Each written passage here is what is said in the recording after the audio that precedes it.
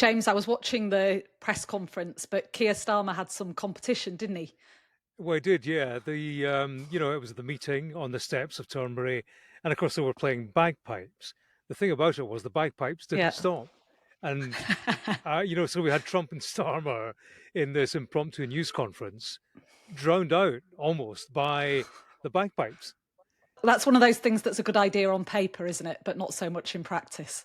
And of course, journalists were all there. Do you want me to read you a couple of the headlines? Yeah, go ahead. Guardian, Trump and Starmer unity on world issues. Telegraph, PM and President in Turnberry summit. Do you want to hear the Scottish Daily News? Yeah. Outrage as President interrupts bagpipe recital. Quite right. How dare he? In Scotland. Outrageous. I'm James Matthews at Trump International Golf Course in Balmedy, Aberdeenshire. And I'm Martha Kellner in Los Angeles. It's Tuesday, the 28th of July, day 190 of Donald Trump's second term. Martha, you've spoken to one of the more than 250 Venezuelans deported by Donald Trump, the men taken to a maximum security prison in El Salvador. We'll speak about that a bit later. And Keir Starmer has gone up to Scotland to see Donald Trump, but the president there has been publicly disagreeing with Israeli Prime Minister Benjamin Netanyahu over the starvation of children in Gaza. So, James, you're back in the Motherland chasing Donald Trump. Motherland for you, of course, but also for him, the land of his mother's birth and all that. Yeah, exactly, Martha. It's all been about the road trip for us. Edinburgh, Glasgow, Prestwick, Turnberry, 4-hour drive to Aberdeenshire today. This, here in Balmedy, that's where Donald Trump is opening a golf course in honour of his mother, Mary MacLeod. It's the second course at this place. The first one was designed by Donald Trump himself. The second one, that's been designed by his son, Eric. I'm told that his instructions were build a better course than my dad's. And people who know more about golf than I do, they tell me that both courses are terrific, but that the son has outdone the father. And this trip originally was planned predominantly to be about Donald Trump visiting his properties in Scotland, but it's morphed into so much more than that, hasn't it? And, Prime Minister Keir Starmer keen to take his opportunity to travel up to Turnberry, and they held this joint press conference today, didn't they? They did. This never-ending press conference lasted more than 1 hour, and Keir Starmer reduced to something of a bit part player as Trump freewheeled his way through a range of subjects. But it was interesting, certainly on some of the key topics of the day. This news conference, it started with President Trump announcing new efforts to provide aid to Gaza. We're going to be getting some good, strong food. We can save a lot of people. I mean, some of those kids that's real starvation stuff. I see it. And you can't fake that. So we're going to be even more involved. We did some airlifts before, some airdrops, and the people are running for it. And the Prime Minister is going to help us. They're very effective with that. There had been reports that Starmer was going to raise the issue of getting aid into Gaza before he travelled up to meet the president. Did he do that? Yes, Martha, and it seems to have worked. Trump, he called it a terrible situation, saying that Israel has to make it work. For much of the international world, the situation, of course, has been untenable for some time. It seems like the United States is now on board in ensuring that more aid gets to the civilian population in Gaza. There is a divergence, interestingly, from Netanyahu's view. He says, Netanyahu, there is no starvation crisis in Gaza, but Trump, he said that you can't fake those images of starving children, those images that so many of us have seen. It was a moment of humanity, certainly sympathy from the president. Mr. President, Prime Minister Netanyahu said there's no starvation in Gaza. Do you agree with that assessment? I don't know. I mean, based on television, I would say not particularly, because those children look very hungry. But we're giving a lot of money and a lot of food, and other nations are now stepping up. I know that this nation is, right? It's here. a humanitarian crisis. Right. It's an absolute catastrophe. Do you think nobody wants to see that, and I think people in Britain are revolted at seeing what they're seeing on their screens. So we've got to get to that ceasefire, and thank you, Mr. President, for leading on that, and also to just get more and more aid in. And again, America's done a lot on this. A lot of countries have done a lot. Yeah, I thought actually Keir Starmer handled it very adeptly. The president clearly a fan of Starmer. And he, thanks the president for his efforts getting aid into Gaza. But he also made very clear to apply pressure. He was talking about the British public being revolted seeing these images. He was certainly stronger than the president saying that he didn't particularly agree with Netanyahu's assessment of the situation. Starmer very clearly, strongly disagrees. And seeing those pictures, we all saw them, particularly last week, of children completely emaciated in the Gaza Strip. It is impossible to deny. But I thought, Starmer treading, a very careful diplomatic line there, applying pressure, but not insulting the president. Yeah, sure. Gaza was one of the main topics for discussion. Russia, too, because Donald Trump, well, he said he'd changed his mind on how long to give Putin to secure a ceasefire with Ukraine. You'll remember it was 50 days. Well, that's now down to 10 or 12, he said. Russia. Earlier you said that you were going to change the deadline from 50 days. Yeah, What is your deadline? I'm going to make a new deadline of about 10 or 12 days from today. There's no reason in waiting. There's no reason in waiting. It's 50 days. I want to be generous, but we just don't see any progress being made. I think Martha Starmer will be happy with his day's work in Turnberry on Russia and on the Middle East. He came here looking to stress the urgency of both situations, and the signs are that Trump listens to him. There's no doubt that the two have built a good relationship. The question, I suppose, is what they build on that relationship. On the priorities that Starmer brought to Scotland with him, he'll be happy that they've landed. He seems responsive, Trump, to this prime minister who increasingly is styling himself as the Trump whisperer. What was Keir Starmer's reaction when Donald Trump was asked about Jeffrey Epstein, the issue that's dogged him throughout this trip? Well, Martha, you won't be surprised to hear that he sat silently letting Donald Trump get on with it. And actually get on with it he did, Trump. It's been a while since he's talked Epstein at any length. But today he took questions on it, and it was illuminating. There is this question that has been hanging after that Wall Street Journal article about the letter that was sent to Epstein, the hand-drawn picture of a naked woman with a squiggly signature of Donald below the waist. Trump, of course, denies that was sent by him. I don't draw pictures, he said. Subsequently, of course, it emerged that he had drawn pictures, charities auctioned off pictures sent to them by him. He addressed that today with what seems to be another layer of denial. He said this: sometimes people would say, would you draw a building? And I'll draw 4 lines and a little roof, for a charity. But I'm not a drawing person. I don't do drawings of women. He retold the story of the fallout with Epstein, reiterated that he'd never been to Epstein's Island, which is, of course, where many of the crimes took place. And he also said something else, which was illuminating, perhaps, as to why he was keen to elaborate. He said he was 4.5 points up in the polls since the Epstein affair had resurfaced. Fascinating issue, and the story still playing prominently in the news over here.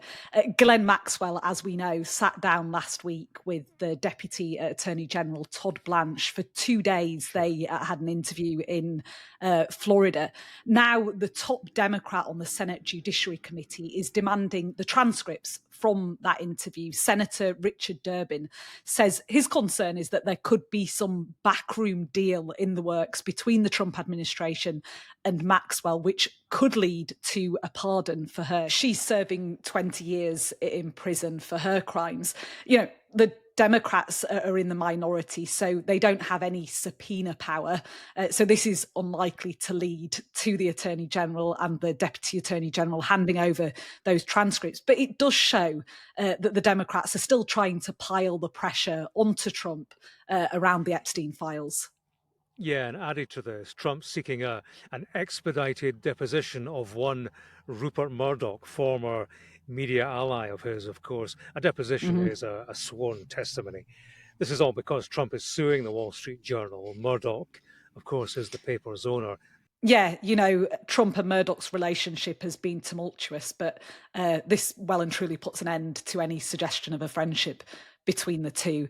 So this $10 billion lawsuit accuses Murdoch of defaming him, and Trump's legal team, they're rushing this through.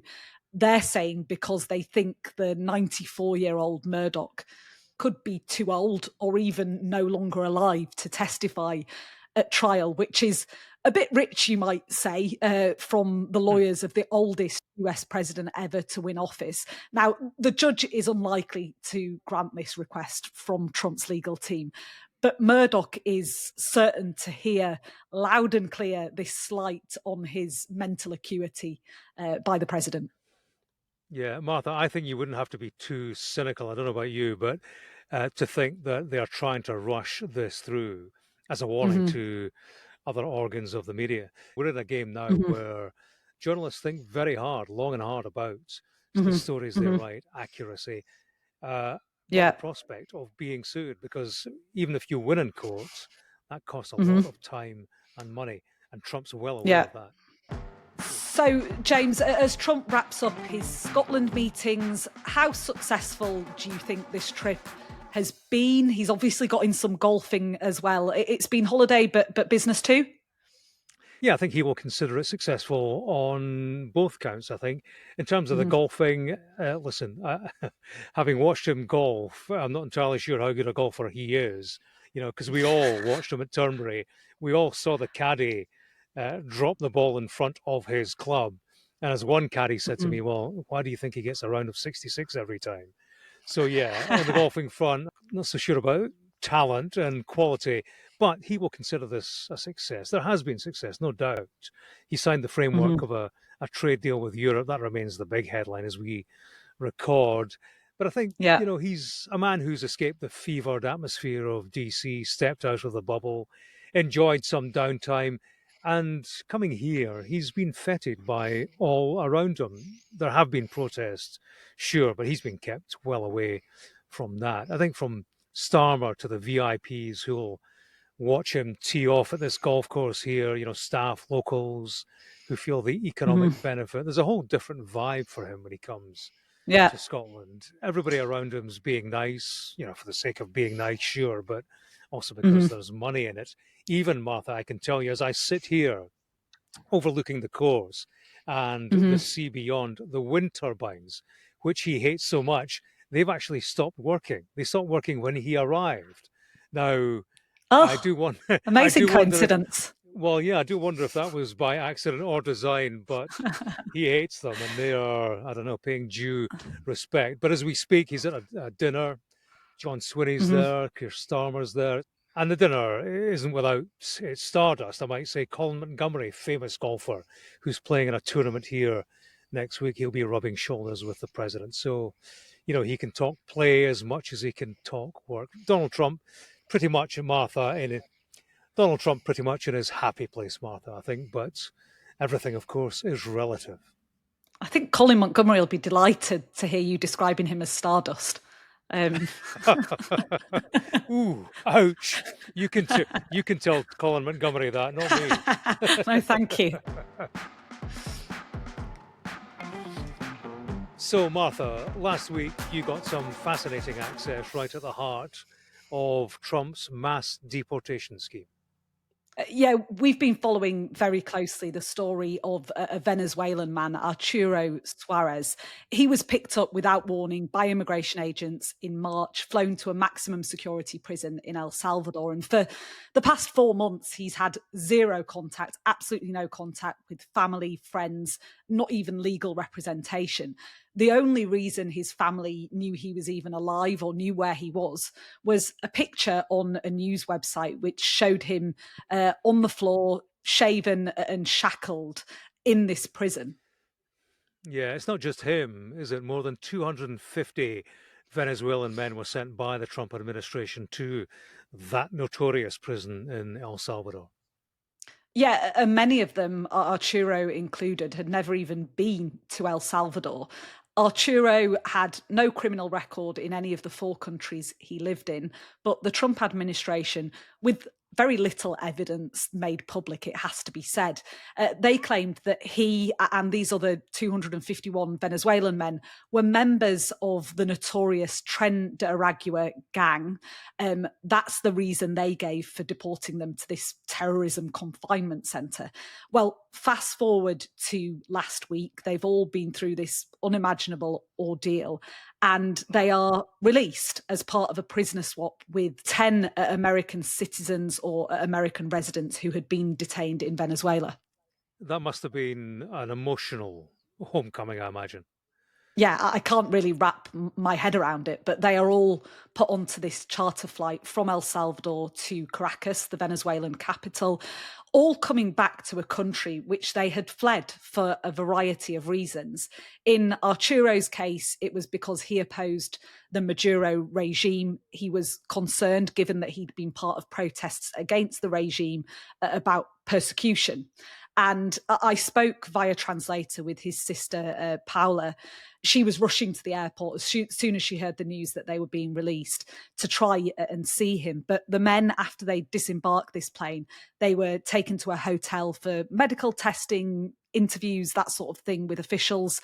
Eventually, after a couple of days, they are allowed home. And a colleague of ours took these amazing pictures of friends and family packed into Arturo's sister's living room, balloons hanging on the wall, a series of welcome home banners, utter elation, but also that bittersweet feeling that accompanies being sent back to a country which you'd worked so hard to leave. And, I spoke to him on a video call the next day. He was exhausted, spent 18 hours straight sleeping.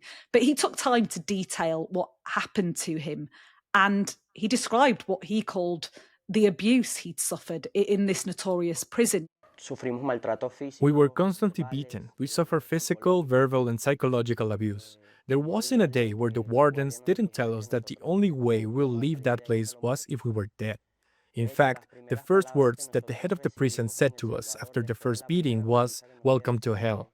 He said that he and his cellmates were constantly beaten. He said they suffered physical, verbal, and psychological abuse. He said that, there wasn't a day when the wardens didn't tell us that the only way that we'd leave that place was if we were dead. And he said that, in fact, the first words the head of the prison said to him after the first beating was, "Welcome to hell." Sounds a horrendous experience, Martha. Yeah, completely awful, but not unique. Several of the Venezuelan men who were imprisoned with Arturo have said several of the Venezuelan men who were imprisoned alongside Arturo in that prison in El Salvador said that they too experienced abuse. Perhaps not a surprise, given that human rights organisations have in the past reported incidents of torture inside the prison. Yeah, what did Arturo tell you about the experience of being deported and being stuck in a maximum security prison?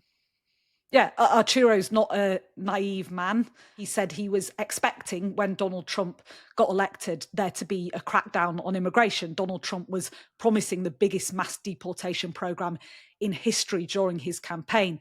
But Arturo didn't expect it to affect him because he'd taken all the legal steps to be in the country. So he was in the country legally. He is an aspiring singer. So on the day he was taken by immigration agents, he was actually filming a music video in a house in North Carolina.